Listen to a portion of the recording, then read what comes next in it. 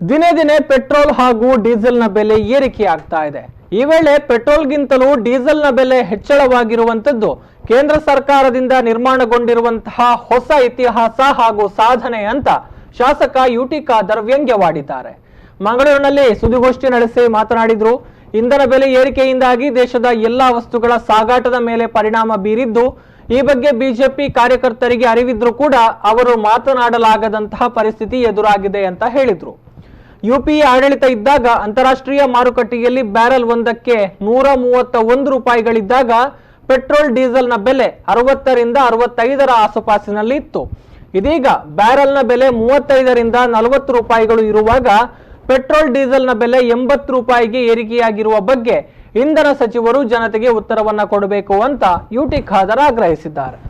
ಅಂತಾರಾಷ್ಟ್ರೀಯ ಮಟ್ಟದಲ್ಲಿ ಅತ್ಯಂತ ಕಡಿಮೆ ರೇಟ್ ಇದ್ರೂ ಕೂಡ ನಮ್ಮ ದೇಶದಲ್ಲಿ ಇವತ್ತು ಡೀಸೆಲ್ ಮತ್ತು ರೇಟ್ ಒಂದೇ ಪರಿಸ್ಥಿತಿಗೆ ಬಂದು ನಿಲ್ಲುವಂಥ ವಿಚಾರ ಆಗಿದೆ.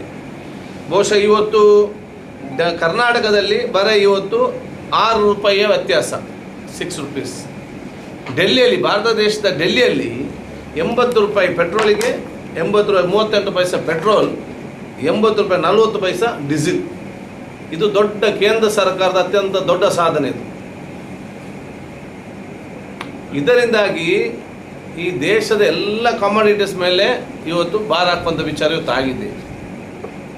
ಇಡೀ ವಿಶ್ವದಲ್ಲೇ ಮಾತಾಡ್ತಾ ಇದ್ದಾರೆ, ಅಂತಾರಾಷ್ಟ್ರೀಯ ಮಟ್ಟದಲ್ಲಿ ಈ ರೀತಿ ತೈಲ ಬೆಲೆ ಕಡಿಮೆ ಆದಾಗ ಭಾರತ ದೇಶದಲ್ಲಿ ಯಾಕೆ ಈ ರೀತಿ ಆಗ್ತದೆ ಅಂತ ಸಣ್ಣ ಮಕ್ಕಳಿಂದ ಹಿಡಿದು ದೊಡ್ಡವರ ತನಕ ಇವತ್ತು ಚಿಂತನೆ ಆಗ್ತಿದೆ.